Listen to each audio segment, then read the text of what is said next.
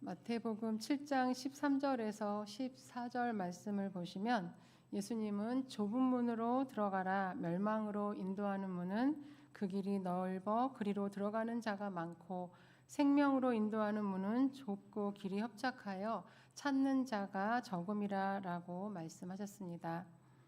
사람들은 왜 좁은 문을 꺼려하고 넓은 문을 좋아하는 것일까요? 좁은 문, 좁은 길은 눈으로 볼 때에 좁고 협착하여 꺼려하게 되고, 넓은 문, 넓은 길은 넓고 시원해 보여서 사람들은 넓은 길을 선호합니다. 넓다는 것은 관대하다는 의미입니다. 우리의 욕망을 허용하고 우리의 죄성을 괜찮다, 다 그런 거다라고 수용하면서 회개를 요구하지도 않고 심판에 대해서도 말하지 않습니다. 그래서 넓은 길은 편안하고 자유롭다고 하면서 많은 사람들이 들어갑니다. 그러나 그 길은 멸망으로 인도하는 길이라고 성경은 말씀합니다. 반면에 좁은 문, 좁은 길은 불편하고 자유롭지 않습니다. 그 길은 여러 사람이 손을 잡거나 어깨동무를 하고 갈 수 없는 길, 한 사람만 걸어갈 수 있는 좁은 길입니다. 그래서 사람들이 들어가기 꺼려합니다. 그러나 그 길은 생명으로 인도하는 길이라고 성경은 말씀합니다. 좁은 문, 좁은 길이 생명으로 인도한다고 말씀하는 이유는 좁은 문은 예수님이시고 좁은 길은 예수님이 걸어가신 길이기 때문입니다. 오직 예수님을 통해 들어가고 예수님이 가신 길을 따라 걸어갑니다. 다른 길은 없습니다. 예수님을 믿고 예수님을 따라가는 길이 생명으로 인도하는 길이요, 좁은 문, 좁은 길입니다.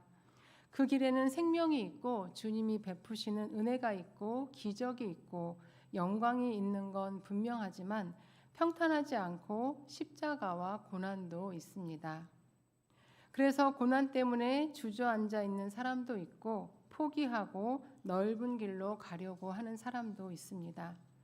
그러나 오직 좁은 문, 좁은 길만이 생명의 길이기 때문에 우리는 포기하지 않고 그 길을 걸어가야 합니다. 오늘 본문 말씀에서는 예수님을 믿고 예수님을 따라가는 길은 좁은 길을 걸어갈 때 어떻게 가야 끝까지 갈 수 있는지를 말씀해 주고 있습니다. 이 말씀을 통해서 고난 때문에 주저앉지 않고 포기하지 않고 끝까지 예수님을 잘 따라가시는 저와 여러분이 되기를 소망합니다. 예수님을 믿는 그리스도인들이 예수님을 따라 좁은 길을 걸어갈 때에 첫 번째로 하나님을 생각해야 끝까지 갈 수 있습니다. 본문 말씀 19절 말씀에 부당하게 고난을 받아도 하나님을 생각함으로 슬픔을 참으면 이는 아름답다고 말씀합니다. 여기서 핵심은 하나님을 생각함으로입니다. 부당하게 고난을 받는다는 것은 선을 행하다가 생각지 못하게 고난을 겪는 것을 말합니다.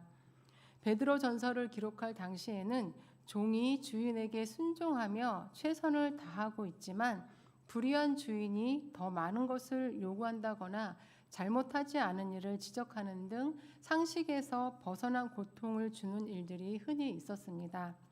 그러한 상황에서도 그리스도인이라면 심판자 하나님이 계시다는 것을 생각하여 참고 이겨내야 함을 말씀하고 있습니다. 우리는 하나님을 잘 믿고 그 말씀대로 순종하며 살려고 최선을 다하다가 예상치 못한 핍박을 당하거나 생각지 않은 오해의 상황을 직면하게 될 때가 있습니다. 모든 예배를 빠짐없이 드리는 것이 믿지 않는 남편에게 핍박받는 일이 되고, 교회 봉사를 열심히 하는 일이 시기 질투를 받는 일이 되고, 주의를 지키는 일이 직장에서는 이기적인 일이 되기도 합니다. 그래서 그런 핍박을 받지 않고 또 욕 듣지 않으려고 더 열심히 남편을 섬기고 더 열심히 성도들을 섬기고 남보다 더 열심히 직장에서 일을 합니다. 하나님은 우리가 그렇게 하나님 안에서 선한 뜻을 따라 살려고 얼마나 인내하고 있는지, 얼마나 최선을 다하고 있는지 다 보고 계십니다. 우리가 선한 일을 하다가 핍박당하고 부당한 일을 겪을 때 우리가 얼마나 억울하고 슬플지를 하나님은 다 알고 계십니다. 그리고 우리를 힘들게 하는 부조리한 일들과 불의한 사람들의 악행을 다 알고 계십니다. 우리는 심판자이신 하나님이 알고 계시면 됩니다. 하나님이 알고 계시는 것이 우리에게 가장 큰 위로가 되고 하나님께 인정받을 때에 우리는 가장 큰 힘을 얻게 됩니다.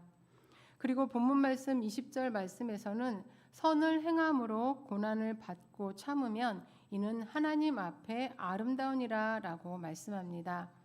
여기에서 아름다움으로 번역된 헬라어는 카리스인데 은혜 또는 감사를 의미합니다. 선을 행하다가 부당하고 불합리한 고난을 받을 때 다 보고 아시는 하나님을 생각하며 인내할 때 그것은 하나님 앞에서 의로운 행위로 인정을 받게 된다는 말씀입니다. 좁은 문 좁은 길로 들어가 예수님을 따라 걸을 때 생각지 않은 부당하고 불의한 일을 겪게 된다 해도 그 모든 것을 아시는 하나님을 생각하며 위로받고 힘을 내셔서 내가 감당하고 있는 선한 일들 중 그 무엇도 포기하지 않고 끝까지 예수님을 따라 걸어가시는 저와 여러분이 되시기를 바랍니다. 예수님을 믿는 그리스도인들이 예수님을 따라 좁은 길을 걸어갈 때 두 번째로 선을 행함으로 고난을 받고 참는 일에 우리를 부르셨다는 것을 알아야 끝까지 갈 수 있습니다.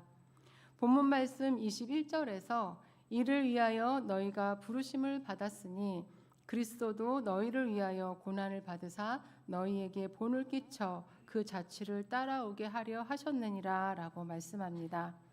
여기에서 이를 위하여 너희가 부르심을 받았다는 표현은 앞에 20절 말씀에 선을 행함으로 고난을 받고 참는 것을 말씀합니다.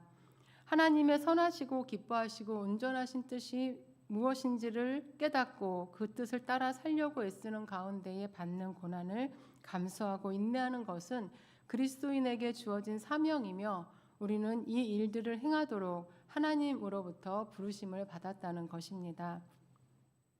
하나님이 선택하여 부르셔서 구원에 이르게 하시고 하나님의 자녀가 되는 권세를 주신 것은 나의 안정과 행복과 편안함만을 위해서 살라는 것이 아닙니다. 넓은 길을 가는 사람들은 모두가 자신의 행복과 오락을 위해서 살아가지만 예수님을 따라 좁은 길을 걸어가는 모든 그리스도인은 그리스도의 편지로서 아름다운 하나님의 덕을 선전해야 하는 사명을 감당해야 하고 그 사명에 따르는 고통을 참고 견디는 것도 하나님의 사명이라는 말씀입니다. 그 사명을 위해 부르심을 받았다는 사실을 기억해야 우리는 선을 행하다가 고난을 받을 때에 낙심하지 않게 되고 이 고난을 참고 견디는 것이 우리의 과제임을 받아들이고 끝까지 예수님을 따라 걸어갈 수 있습니다. 예수님을 믿는 그리스도인들이 예수님을 따라 좁은 길을 걸어갈 때 세 번째로 예수님의 자취를 따라가야 끝까지 갈 수 있습니다. 본문 말씀 21절 말씀을 다시 보시면 이를 위하여 너희가 부르심을 받았으니 그리스도도 너희를 위하여 고난을 받으사 너희에게 본을 끼쳐 그 자취를 따라오게 하려 하셨느니라 라고 말씀합니다. 예수님은 우리 앞서 선을 행함으로 고난을 받고 그 고난을 참는 것에 아버지로부터 보내심을 받았습니다. 그 보내신 뜻대로 선을 행하시다 부당한 고난을 받으셨고 그 모든 것을 참으시며 우리가 그 자취를 따라가도록 모범을 보이셨습니다. 자취라는 표현은 발자국, 발자취, 흔적을 의미하는데 눈이 소복이 쌓인 곳에 찍혀 있는 발자국은 앞서간 사람이 어떤 방향으로 갔는지 어느 정도의 보폭으로 걸어갔는지 알 수 있게 합니다. 예수님의 발자취를 따라가는 것은 예수님이 걸어가신 발자국을 따라 걸어가는 것입니다. 선을 행하면서 불의한 고난을 당할 때에 예수님은 어떤 자취를 남기셨을까요? 예수님께서 우리가 따라가도록 남기신 자취는 첫 번째로 부당한 고난 가운데서도 죄를 범하지도 거짓을 행하지도 않으신 것입니다. 오늘 본문 말씀 베드로 전서를 기록한 베드로는 3년 동안 예수님과 함께 동거동락했습니다. 가까이 지내면 그 사람의 모든 면을 보게 됩니다. 특히 알지 못했던 좋지 않은 모습도 알게 됩니다. 베드로는 스승이신 예수님을 곁에서 배웠을 때 단 한 번도 좋지 않은 모습을 본 적이 없었습니다. 예수님은 행하시는 모든 일이 선했는데도 불구하고 부당한 고난, 억울하고 고통스러운 일을 많이 겪으셨습니다. 그러나 그 어떤 상황에서도 예수님은 죄를 범하지 않으셨습니다. 베드로는 그분 자체가 선이시기 때문에 어떤 죄도 발견하지 못했고 어떤 상황에서도 죄를 범하는 모습을 뵌 적이 없었습니다. 그래서 우리가 따라가야 할 예수님의 자취는 죄를 범하지 않는 것이라고 증거하고 있습니다. 예수님은 또한 부당한 고난 가운데서도 거짓을 행하지 않으셨습니다. 거짓을 행한다는 것은 말로써 속이는 비열한 속임수를 의미합니다. 예수님은 어떤 상황에서도 그 누구에게도 거짓을 행한 일이 없으십니다. 하지만 유대 지도자들은 예수님이 하나님의 아들임을 인정하지 않고 예수님이 자신을 하나님의 아들이라고 거짓을 말한다고 하며 그것으로 흠을 잡아 하나님 모독죄로 십자가 처형을 내렸습니다. 죽음을 피하기 위해 진실을 숨기거나 거짓을 말하지 않으신 예수님은 그렇게 죄인이 되어 십자가에서 죽음을 당하신 것입니다. 연약한 우리는 고난이 올 때 죄를 범하기 쉽습니다. 그것도 선을 행하다가 부당한 고난을 당할 때에 원망하고 분노하고 또 험한 말을 하며 죄를 범할 때가 있습니다. 그리고 생각하지 못한 고난이 닥칠 때 그 고난을 피하기 위해 진실을 숨기거나 거짓을 말하기도 합니다. 그러나 예수님은 우리를 구원하는 선한 일을 위해 보내심을 받으셨고 그 일을 행하실 때 따르는 부당한 고난을 받으실 때에도 그 모든 것을 받아들이시고 모든 것을 참아내시는 일에 보내심을 받으셨습니다. 그 보내심에 합당한 하나님의 뜻을 이루기 위해 예수님은 어떤 고난 속에서도 죄를 범하지 않으시고 거짓을 행하지 않으셨습니다. 우리도 예수님처럼 선을 행하다가 부당한 고난을 받고 참는 일을 위해 부르심을 받았다고 성경을 말씀합니다. 그 사명을 감당하실 때 죄를 범하지 않으시고 거짓을 행하지 않으신 예수님의 자취를 따라 우리도 선을 행하다 불의한 고난을 당할 때에 죄를 범하거나 거짓을 행하지 않고 끝까지 예수님을 따라 좁은 길을 가시는 저와 여러분이 되시기를 바랍니다. 예수님께서는 우리가 따라가도록 남기신 자취가 있는데 그 자취는 두 번째로 불의한 고난 속에서 공의의 하나님께 부탁하신 것입니다. 23절 말씀을 보시면 욕을 당하시되 맞대어 욕하지 아니하시고 고난을 당하시되 위협하지 아니하시고 오직 공의로 심판하시는 이에게 부탁하셨다고 말씀합니다. 예수님은 가룟 유다의 배신으로 은 30에 팔려 로마 군사들에게 결박당하여 잡혀가셨습니다. 잡혀가셔서 신문을 받을 때에 모욕적이고 폭력적인 말을 들으셨습니다. 침뱉음을 당하고 뺨을 맞고 채찍에 맞으셨습니다. 그러나 예수님은 거기에 악의를 품고 맞대어 폭언을 하시거나 진노하며 자신의 능력을 보여주면서 위협하지 않으시고 최종적인 답을 갖고 계시는 공의의 하나님께 부탁하셨습니다. 하나님은 만물의 주권을 가지셨고 생명의 결말이 하나님 손에 있기 때문입니다. 예수님은 공의의 하나님께서 공의로운 심판을 하실 것을 확신하셨습니다. 그래서 십자가에서 숨지실 때에 심판받게 될 사람들, 자신을 조롱하고 욕하고 고난을 주는 사람들을 불쌍히 여기며 하나님께 용서해달라고 하셨고 자신의 영혼까지 부탁하셨습니다. 예수님께서 자신과 부당한 고난을 하나님께 부탁하셨듯이 우리는 우리 자신과 우리가 겪는 부당한 고난을 하나님께 부탁해야 합니다. 심판권은 하나님께 있기 때문입니다. 공의의 하나님께서 불의를 다 보시고 모든 것을 바르게 하실 것입니다. 때로는 불의를 바로잡는 일에 우리를 사용하실 때도 있지만 모든 부당한 고난 속에서 일일이 맞대응하려고 하면 우리는 더 낙심하고 절망할 수 있게 됩니다. 심판자이신 예수님을 신뢰하고 우리 자신과 우리의 부당한 고난을 하나님께 부탁해야 합니다. 또한 예수님이 그 불의한 자들을 용서하신 것과 같이 우리의 부당한 고난에 대한 심판은 하나님께 맡기고 불의한 자들의 용서를 이룰 수 있도록 노력해야 합니다. 예수님을 따라 좁은 길을 가는 것은 쉬운 일이 아닙니다. 모든 것을 하나님께 맡기고 용서를 이루는 일이 때로는 죽을 만큼 싫을 때도 있습니다. 그러나 그 일을 시작할 때에 우리는 조금씩 자유로워지고 진정한 평안을 누릴 수 있게 됩니다.